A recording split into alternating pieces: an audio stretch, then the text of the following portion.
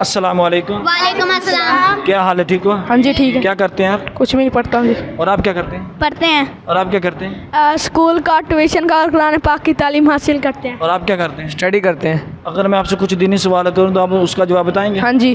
सबसे पहला मेरा सवाल आपसे ये है कि आप मुझे ये बताएं कि हज़ूर पाक सल्लल्लाहु ताला अलैहि वसल्लम कौन से नबी हैं? हाँ जी।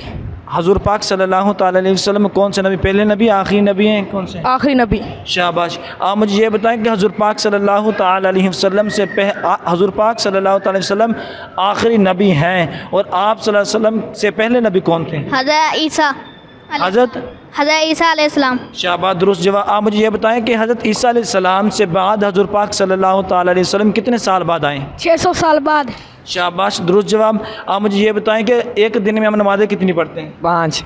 शाबाश। और आप मुझे ये बताएं कि कुरान पाक के अंदर टोटल आयत मुबारक कितनी हैं? 6666। शाबाश।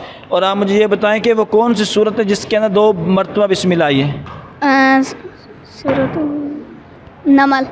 क्या? सूरतुल नमल। शाबाश, दुरुस्त जवाब। आप मुझे बताएं, आप बता सकते हैं वो कौन से सिपारे में है? 11वें। कितने सिपारे में? 16वें सवाल।